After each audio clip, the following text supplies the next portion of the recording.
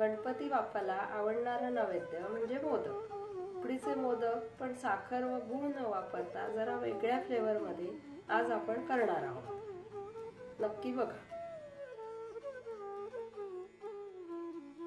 तांदूळाची पिठी 1 glass, 1 glass पाणी, दूध 1 चमचा, अर्धा चमचा साजूक तूप, चिमूटभर मीठ, बीटाचा रस काढून घेतलाय, 1 चमचा दुधात केशर भिजवून घेतलाय आणि तांदूळाची पिठी आपल्याला मोदक करण्यासाठी लागणार आहे ती आणि आईस्क्रीम इसेन्स. 2 वाट्या खोवलेलं नारळ, अर्धी वाटी आग्र्याचा हा पेठा असतो हा किसून घेतलाय, अर्धी वाटी पेढा घेतलाय आणि 1 चमचा विलायची पावडर, 1 चमचा दूध, 1 चमचा चिमूटभर मीठ आणि अर्धा चमचा साजूक तूप. आणि या पाण्याला उकळी आली की आपल्याला पीठ घालायचं आहे तांदळाचं त्याच्यात.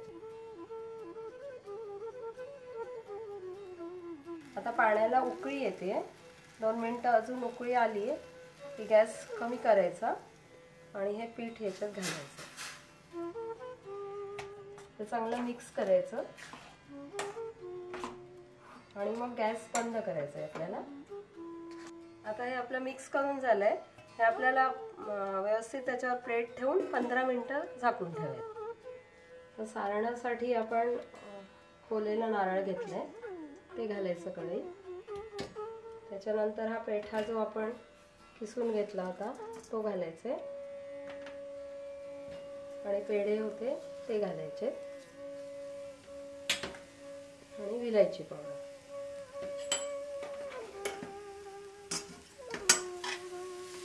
याचा मिक्स करायचं आपल्याला. या सारणाचं वैशिष्ट्य म्हणजे आपण याच्यात गुळही वापरला नाहीये आणि साखरही वापरली नाहीये. थोडं काहीतरी व्हेरिएशन मोदकामध्ये करायला म्हणून आपण पेढा आणि पेठ्याचा वापर केलेला आहे. तर त्यामुळे नक्कीच सगळ्यांना आवडेल. प्रयत्न करून बघा, ट्राय करा. आता हे आपलं मोदकाचं पीठ गार झालंय. याच्यात आपण थोडासा आईस्क्रीम इसेन्स घालणार आहे. हे गरज वाटली तर थोडंसं पाण्याचा हात लावून चांगलं नरम मळायचं आपल्याला. हे इतकं असं सॉफ्ट झालं पाहिजे. आता आपण याचे 3 भाग करणार आहे. एका भागामध्ये आपण जे केसर आणि दूध मिक्स केलं होतं ते घालणार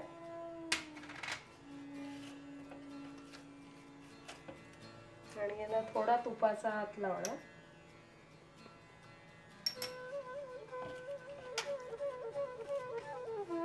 दुसऱ्या भागात आपण पिठाचा जो रस काढला होता तो घालायचा थोडासा.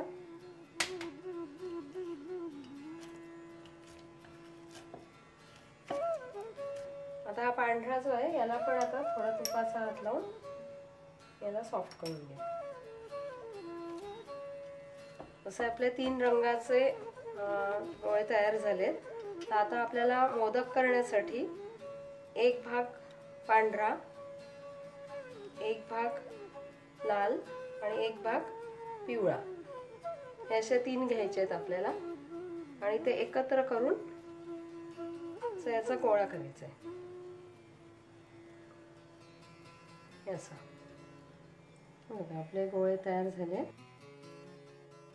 आता आपण मोदक करण्यासाठी पुरी यंत्र घेतलंय. त्याच्यामध्ये मी प्लॅस्टिकचा पेपर ठेवलाय. त्याच्यामध्ये हा गोळा ठेवायचा, असा थोडा प्रेस करायचा आणि हे यंत्राने असं प्रेस करायचं. आता ही हाताला थोडी तांदळाची पिठी लावली आहे आणि अशा कळ्या करायच्या आपल्याला.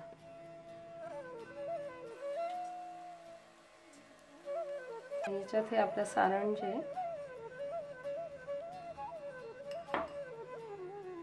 ते भरायचं आणि हलक्या हाताने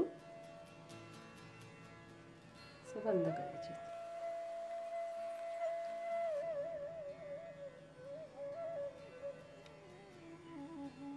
मोदक वाफवताना अर्ध भांड पाणी घेतलंय. कपडा ओला करून ठेवलाय. हळदीची पानं असतील ती ठेवली तरी चालतील.